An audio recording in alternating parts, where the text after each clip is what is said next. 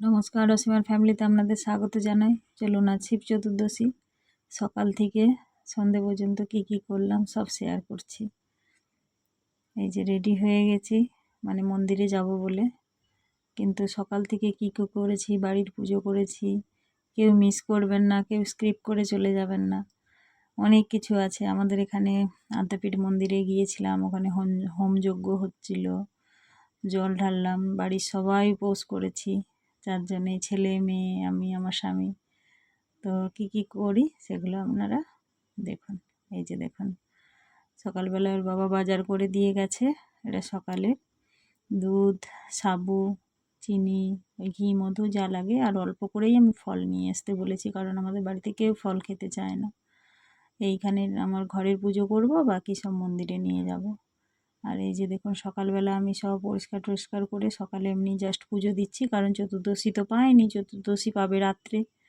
তো রাত্রে আমি পুজোটা করব, তাই সব ধুয়ে ধায়ে সকালের এমনি নর্মাল পুজোটা সেরে নিচ্ছি। এই যে দেখুন, শিব টিপও ধুয়ে নিয়েছি, ধুয়ে পরিষ্কার করে আবার বসাচ্ছি। অ্যাকচুয়ালি প্লেটের মধ্যে বসাবো, এখন এমনি বসিয়ে দিচ্ছি, যখন এখন তো আর পুজো করছি না।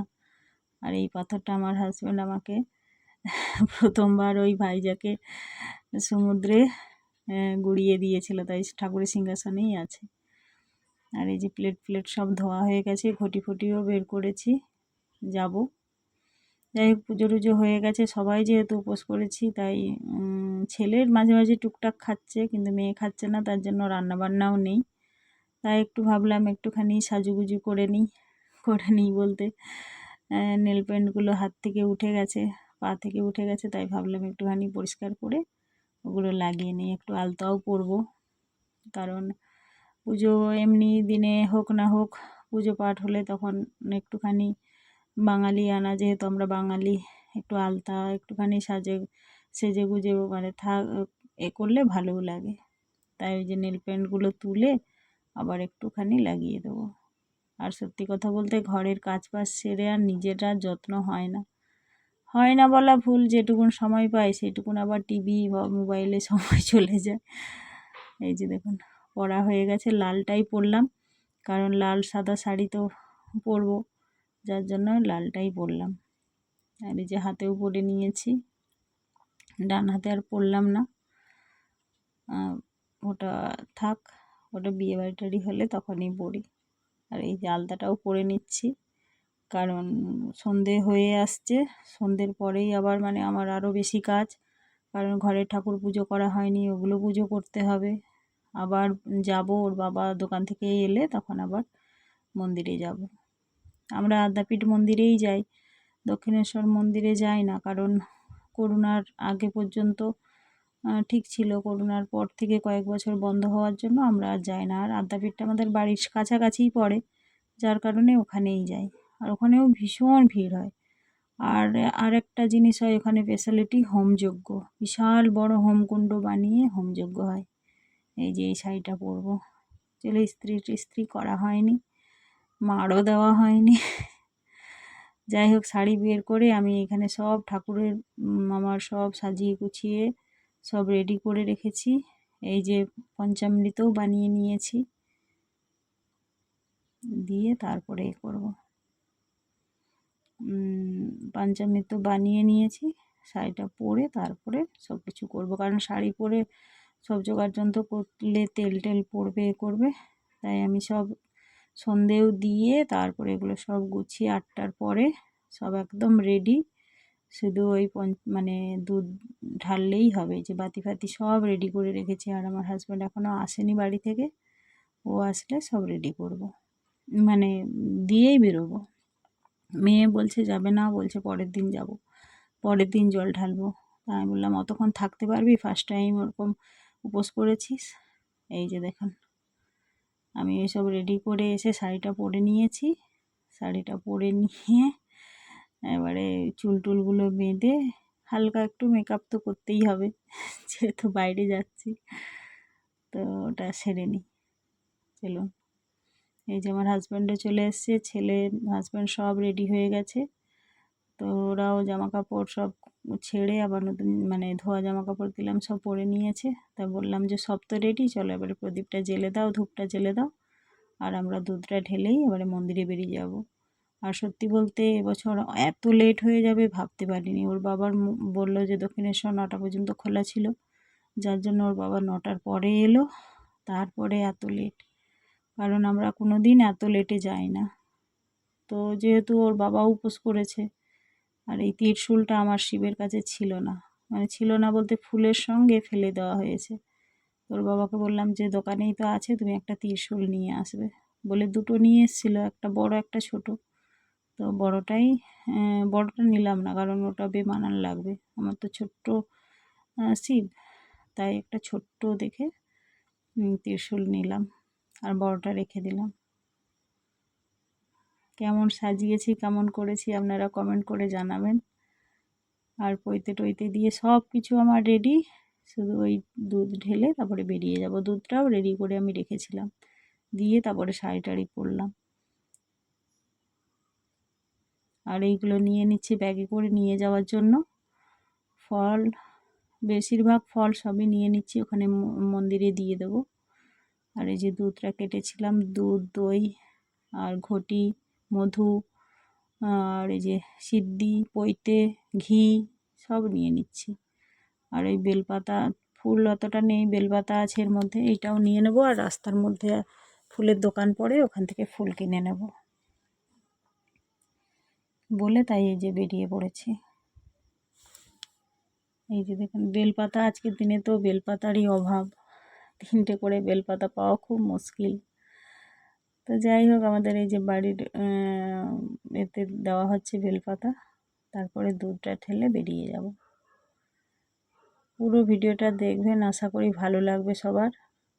আর ভালো লাগলে অবশ্যই লাইক করবেন, সাবস্ক্রাইব করবেন। আর এই যে আমার ছেলে শাঁখ বাজাচ্ছে, এত শাঁখ বাজানো আর নেশা, এই শাঁখ বাজানোর জন্য প্রতিদিন সন্ধে দেয় প্রতিদিন সন্ধে দেয়। যাই হোক, আমি এবারে হর হর মহাদেব বলে ঢেলে নিই। হর হর মহাদেব বলি না, ওম নমঃ শিবায় বলে আমি 3বার ঢেলে নিলাম দুধ। আর আমাদের একটা দুটো হিসেব মতো, মানে একটা কালো শিব আর একটা এমনি পিতলের টাইপের আছে, তো দুটোকেই একটা প্লেটের মধ্যে বসিয়ে আমি ওটা করছি। এই যে দুজনেরই হয়ে গেছে। আর এই যে প্রসাদ এইদিকে দেওয়ার জায়গা নেই, তাই এই দিকে দিলাম। এই যে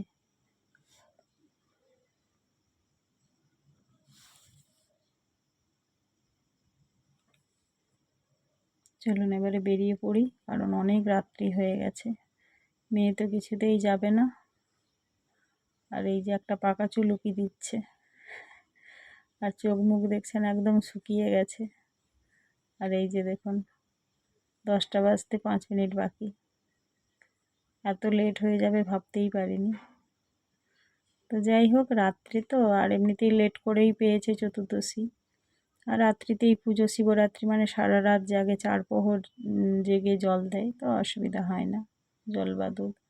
আর ওর বাবা একটা টিপ পরিয়ে দিয়েছে কালো, তো মেয়ে মেয়ে লাগছে। এই যে চলুন, এই যে বাবাও বেরিয়ে পড়েছে, বেরোনো ছিল, তাই মেয়েকে অনেক করে বললাম, ও তো না ছাড়া হ্যাঁ করলো না। ওর আবার পরের দিন পড়া আছে, ওর জন্য ও গেল না। তো চলো আমরা 3জনেই যাই, না গেলে কি করব। 3জনেই বেরিয়ে পড়েছি, সব ম্যাচিং জামা কাপড় পরে। আর এই যে দেখুন পুরো রাস্তা ফাঁকা, কেউ নেই। রাত্রির জন্য নয়, সবাই ওই মন্দিরে, সবাই ওই রাত্রে পুজো দেওয়ার জন্য ব্যস্ত, সবাই যে যার মন্দিরে চলে গেছে। আর ছেলের কাণ্ড দেখুন, প্রথমে বলছিল ওর বাবা হেঁটে যাবে, তা আমি বললাম না, অলরেডি লেট হয়ে গেছে, তারপরে আবার উপোস করে আছি, চলো স্কুটিই নিয়ে নাও বলে এই স্কুটিতে করে এই যে বেরিয়ে পড়েছি। আর সামনেই, বেশি দূরে নয়।